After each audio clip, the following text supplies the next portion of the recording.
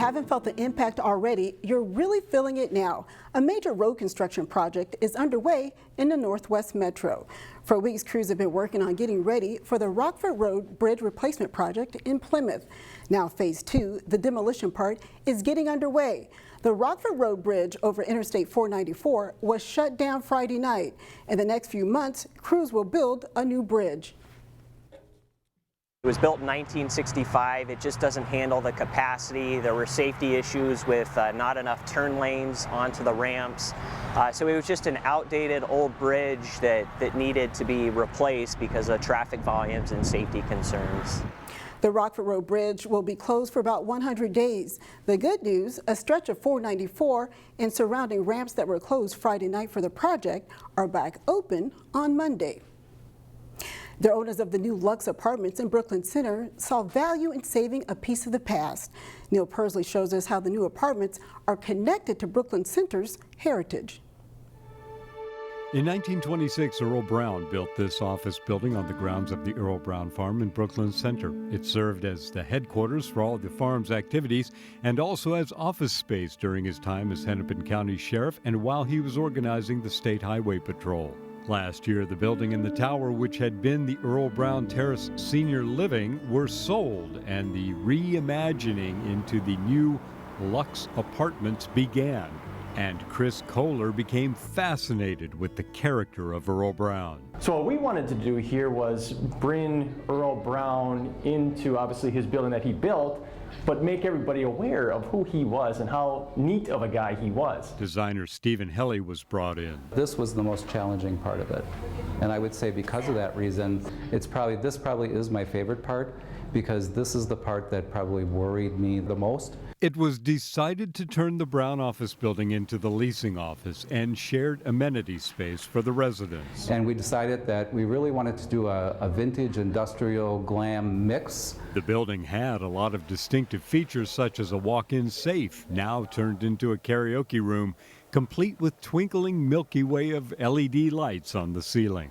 There's the feeling of fresh innovation in a building undoubtedly packed with history. We did a mural of Earle Brown actually smashing a still circa 1926. So what a fitting poster to have up, so when everyone comes in here for the first time, they're greeted by Earle Brown, whose office was actually just on the other side of the wall right there. That office has become the Lux Home Theater. Renovation and saving the 1926 building was a costly endeavor. It would have probably been less expensive just to bulldoze the building and build a leasing office and all the other amenity areas from scratch. It was a big risk, and I think it paid off, because if we hadn't done it, no matter what is on the interior and how beautiful it is, I think everybody here would have looked at this property and said, oh, that's the Earle Brown Senior Center or Senior Building. In Brooklyn Center, Neil Persley, CCX News. The Lux apartment isn't even a year old, and already it's at full capacity. They plan to have a grand opening later this year. A Maple Grove retail development area that has struggled with vacancies is now making a run for the border. The Grove retail area, which is located just east of Maple Grove Hospital, has plans for a Taco Bell. This week, the Maple Grove Planning Commission gave the thumbs up on the project. According to planning documents, since the area opened in 2005, the Grove has dealt with constant vacancy rates, but development is picking up. A Raising Cane's Chicken Fingers moved into the area, and there are now plans or proposed plans for a Caribou coffee shop. It's only July, but a Plymouth business is already thinking about Christmas. Delane Cleveland shows us what the company is doing to make sure folks can get their hands on a traditional holiday plant. In a nondescript greenhouse near the western edge of Plymouth, I like that I'm on my feet. It's something different every day. You'll find Nicole Michelson hard at work. I like that I'm always moving. I'm not someone who could just sit at a desk all day. She and several other employees at Busch Roses have an important job. So they have these pots that go around, and they have plugs, and you put them in the middle of the pot. These plants may not look like much now, But in roughly 5 months, they'll bring the Christmas spirit to thousands of homes and businesses. Today you got to see us planting our 2019 poinsettia crop. The crew on the robot is planting stuff that will be ready right in time for Thanksgiving. Preparation for the 2019 crop began immediately after last Christmas. How much we're going to grow, when we're going to grow it, what colors, and then the material is ordered so that we can start planting them here in June, July, actually through September. On this day, the crew working the assembly line planted about 500 poinsettias. Today is actually the first time I've done the poinsettias on the robot. But last year we did it all by hand. Thankfully, the workers now have a machine to help with the process. Immediately after they place the plants in their pots, the poinsettias go into large trays, where they're doused with water before being moved to a different part of the greenhouse. And that's where they'll stay for the next few months. Poinsettias want to be about 20 inches tall, 18 inches tall, so they have a ways to go. Once it's all said and done, The entire thing is red. Busch Roses will produce 113,000 poinsettias this year. That's a lot of plants. Plants that will eventually play a big role in spreading holiday cheer. Nicole is happy to play her part. How do you think these things are grown and done? Because they can't just be grown outside by themselves. In Plymouth, Delane Cleveland, CCX News. Staff members at Busch Roses say poinsettias are their 5th most popular plant. For more information on this story and others, check out our website, ccxmedia.org.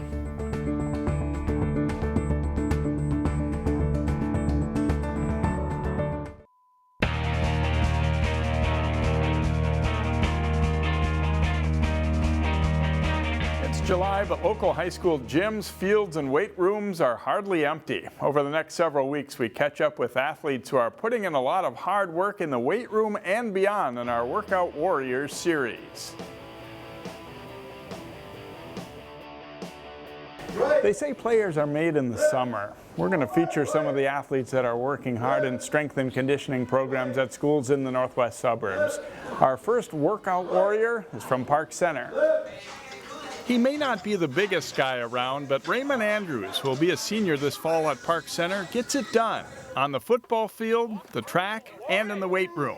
Like he said, I am like a smaller guy, so I have to maintain my weight and my speed to be faster than most bigger guys, because if I were to be slow, then I would really be useless. So I just try to be as fast as I can, get around the bigger guys, and just create a play and have fun. Raymond is just the type of kid that you want on your team. You know, he's a football player, he runs track, all around great work ethic, and the reason this summer he's been fantastic. He's the first kid at workouts, last kid to leave, and to be 16, 17 years old with that type of mentality, the future's bright for the young man. Andrews has already been named a captain for the Pirates football team. He knows the summer months are crucial for improvement, individually and as a group. June and July is really important because, like, once August starts, that's when those real practices start and the padded practice. And June and July gives you the time to get bigger, faster, stronger, bond as a team, and everybody just understands each other. If you were to just come in starting in August and September, then say, for instance, your quarterback might not know who's fast. Your quarterback might not know who can block, who can catch the ball good. So Raymond hopes to play football in college. Working out is in his blood now, and he says it's likely to continue well past his days of competitive sports. 90% sure that I will be still training, because I don't want to get out of shape or be just sitting around and doing nothing, you know. So I want to stay in shape, keeping my body right, and staying healthy. There is plenty of summer left for Minnesota anglers. We go back on the lake today with Terry Tuma for our weekly CCX fishing tip as he talks about crankbaits for bass. I just got back from fishing the Mississippi River system for smallmouth and largemouth bass with some great success. But a key ingredient in this success was using a number 4 crankbait, or I've been using number 4 glass shad wraps. And these are, of course, small lures, if you will, small baits. But someone was asking me, well, those fish are that shallow? No, I really felt that they were not that shallow, that what they would do is follow that all the way up to halfway to almost 3/4 of the way to the boat, and then they would strike that crankbait. But along with that too, I do use a spinning rod and reel with number 8-pound test mono or fluorocarbon line to gain the distance. It's too difficult to gain that casting distance with a bait caster. But the other key ingredient, when I would cast out, I would cast out parallel to the area that was fishing, the riprap areas. Also, this pertains to weed lines. You want to cast parallel, you want to cast at angles, because then you're going to keep that crankbait in the strike zone of where those fish are at. The other key factor in catching these fish was cranking that handle on that spinning reel so slow that I would be able to see or feel with the vibration of the crankbait. A great way to catch bass, not just on the river system, but throughout the whole largemouth and smallmouth fishery. Champlin Park facing off with Blaine and Summer Boys Lacrosse. Blaine's Joe Lang uses his speed to get around the defense and scores up high to give Blaine a 1-0 lead after a quarter. Second quarter, the Rebels' Will Stephen fakes the pass and then moves in closer. He winds up and fires a shot in for a goal, tying it at 1. But Blaine goes back ahead a short time later. Zach Crone takes the pass and scores to make it 2-1. Blaine goes on to win this one 5-1.